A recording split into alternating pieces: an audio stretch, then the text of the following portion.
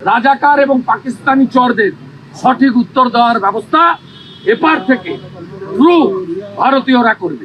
শুভেন্দু বাবু, আমি কিন্তু আমার ঘাট থেকে নেমে আপনাকে পাড়া দিয়ে মেরে ফেলবো। ওইখানে আমাকে মারতে হবে না, আমার বাংলাদেশের মানুষকে মারতে হবে না, আপনাকে আপনার কলকাতার মানুষরাই পাড়া দিয়ে মেরে ফেলার জন্য দাঁড়িয়ে গেছে। অলরেডি ভারতের অনেক নেতা আপনার বিরুদ্ধে দাঁড়িয়ে গেছে, আমরা দেখেছি। আপনার ভারতেই আপনার রাজনীতি আপনি হারাবেন। সময় থাকতে ভালো হয়ে যান। হাসু আপাকে আপনারা আশ্রয় দিয়ে উস্কায়েন না ভাই, সম্পর্ক ভালো রাখেন, আমরা আপনাদের সাথে সম্পর্ক ভালো রাখবো। আপনি যদি পারেন আমার বাংলাদেশকে আবার পাকিস্তানে নিয়ে যান, পাকিস্তানের সাথে পশ্চিম পাকিস্তান আর পূর্ব পাকিস্তান এক করেন। আপনাকে ডান দিক থেকেও গুলি করবো, বাম দিক থেকেও গুলি করবো, আমরা করেন, এক করেন আপনারা।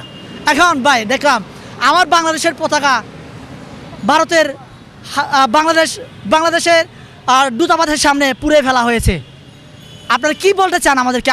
আমাদেরকে উগ্রতা ছড়াতে চান? আমরা তোমাদের মতো উগ্র নয় ভাই, আমরা ভালোবাসতে জানি। কিন্তু তাই বলে এ নয় আমরা নরম, আমরা নরমে নয়, আমরা শক্তিশালী। আমরা দেখছি আপনারা কি করেন।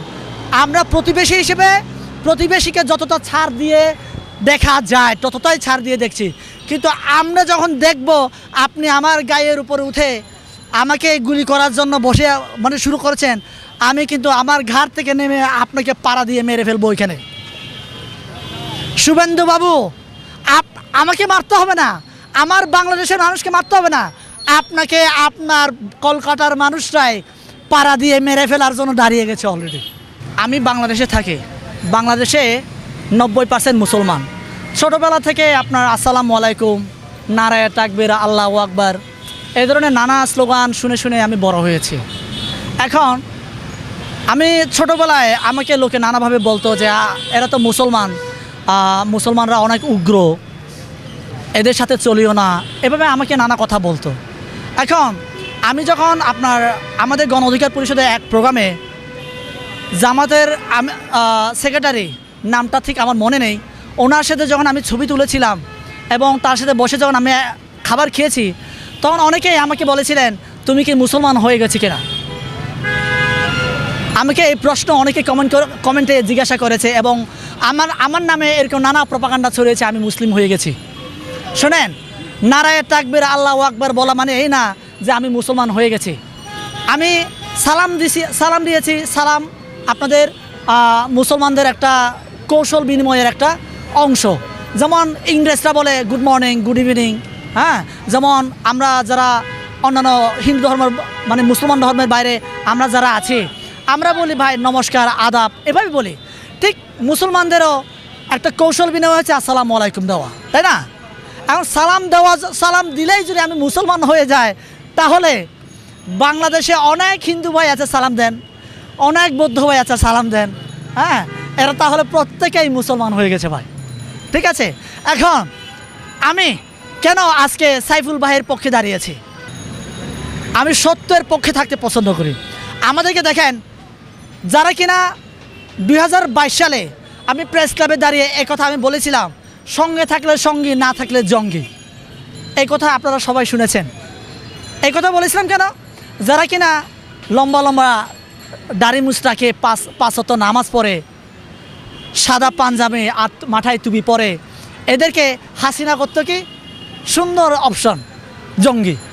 আর আমরা যারা পাহাড়ি ছিলাম, আমার চেহারা লোক হলে তো আর বলা কথা নাই, পাহাড়ি সন্ত্রাসী, উপজাতি, এই নানা টকমা দিয়া মনে করেন আমাদেরকে দমাতো। ঠিক আছে, এখন সময় এসেছে আমাদের এই যে 2024 সাল ভাই, ডিজিটাল যুগ। এখন আপনার কথা আমার কথা, আপনার ইজিলি আপনার মনের ভাব আমার মনের ভাব প্রকাশ করার অনেক মাধ্যম আছে এখন। এই যে আমরা যদি প্রকৃতপক্ষে আমরা যদি বাংলাদেশের সার্বভৌম রক্ষা করতে চাই, তাহলে আমাদের উচিত হবে আমরা নিজেদেরকে আগে বাংলাদেশি পরিচয় বড় করি, বাংলাদেশের চেতনায় আমরা নিজেদেরকে উজ্জীবিত করি। এখন মুসলমান ভাইদেরকে পশ্চিমা বিশ্ব আপনারা হয়তো বুঝতে পারছেন, মুসলমানদেরকে ব্যবহার করছে। এখন আমার মুসলমান ভাইরাও এটা জেনে না জেনে ওই ফাঁদে পা দেয়। এখন গতকাল মনে হয় আমি ফেসবুকে স্ক্রল করার সময় আমি দেখলাম যে কালের কণ্ঠ আপনাদের হযরত সাল্লাল্লাহু মানে ওনাকে নিয়ে ব্যঙ্গাত্মক একটা ছবি এঁকেছে। কেন বলেন তো? কারণটা হচ্ছে ইসকনের ইস্যুটাকে ধামাচাপা দেওয়ার জন্য আপনার মুসলমান ভাইদেরকে উগ্রতা ছড়িয়ে দিয়ে মাঠে নামানোর জন্য এই ব্যঙ্গাত্মক চিত্র এঁকেছে। এরকম নানা মনে করেন প্রপাগান্ডা মার্কেটে আনা হয়। এটা জেনে না জেনে আমার সাধারণ মুসলমান ভাইরা ফাঁদে পা দেয়। এখন মনে করেন নামাজের পরে সাদা পায়জামা পরে থাকে, তখন স্বাভাবিকভাবে একটা নামাজের পরে একটা প্রোগ্রাম হলে তাদের পোশাকেই এটা নামাজে পড়ার, তখন জঙ্গি তকমা ইজিলি দিয়ে দেওয়া যায়। এভাবে নানা মানে আপনার প্রসেস করছে ভারত আমাদেরকে। এখন আমাদের কাছে একটাই, আমরা যে যেখানে আছি, আপনারা আমার কথা যে যেখান থেকে শুনছেন, আমাদের কাছে একটাই, আমরা যতটা ভারত আমাদেরকে উস্কাই দিবে ততটাই আপনারা ভাই আমাকে বুকে আগলে নেন, তখন আমি আপনাদের হয়ে আমি অস্ত্র নিয়ে যুদ্ধ করতে পারবো তাদের সাথে।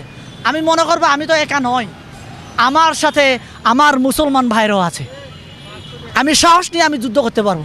কিন্তু আপনারা যদি তাদের উস্কানিতে আমাকে গালাগালি শুরু করেন, আমাকে এড়িয়ে চলেন, তাহলে তো ভাই আমি একলা হয়ে গেলাম, আমি নিঃসঙ্গ হয়ে যাব। এই জন্য আমি বারবার বলার চেষ্টা করেছি, যেহেতু আমি পাহাড়ের ছেলে, পাহাড়ে জন্মগ্রহণ করেছি, আমার পাহাড়ের সম্বন্ধে আপনারা অনেকেই জানেন না। ওইটাই জানেন যেটা ফ্যাসিস্ট হাসিনা আপনাদেরকে দিয়ে গেছে কোন ভারতের পশ্চিমবঙ্গের মুখ্যমন্ত্রী বলেছেন যে হ্যাঁ, বাংলাদেশকে পাকিস্তান করে দিবে। এই প্রেক্ষিতে আপনি কি বলবেন?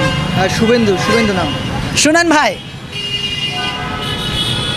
আমি মনে করি আপনারা যদি শুভেন্দু বাবু আপনি যদি পারেন আমার বাংলাদেশকে আবার পাকিস্তানে নিয়ে যান, পাকিস্তানের সাথে পশ্চিম পাকিস্তান আর পূর্ব পাকিস্তান এক করেন, আপনি যদি পারেন তাহলে আপনি সবচেয়ে কঠিন থ্রেডের মধ্যে থাকবেন।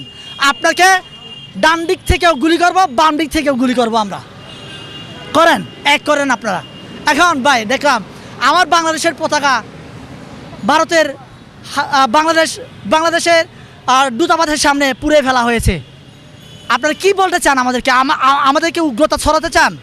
আমরা তোমাদের মতো উগ্র নয় ভাই, আমরা ভালোবাসতে জানি, কিন্তু তাই বলে এ নয় আমরা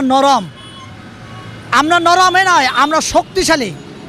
আমরা দেখছি আপনারা কি করেন, আমরা প্রতিবেশী হিসেবে প্রতিবেশীকে যতটা ছাড় দিয়ে দেখা যায় ততটাই ছাড় দিয়ে দেখছি, কিন্তু আমরা যখন দেখব আপনি আমার গায়ের উপরে উঠে আমাকে গুলি করার জন্য বসে মানে শুরু করেছেন, আমি কিন্তু আমার ঘাট থেকে নেমে আপনাকে পাড়া দিয়ে মেরে ফেলবো ওইখানে। শুভেন্দু বাবু আমাকে মারতে হবে না, আমার বাংলাদেশের মানুষকে মারতে হবে না, আপনাকে আপনার কলকাতার মানুষরাই পাড়া দিয়ে মেরে ফেলার জন্য দাঁড়িয়ে গেছে অলরেডি।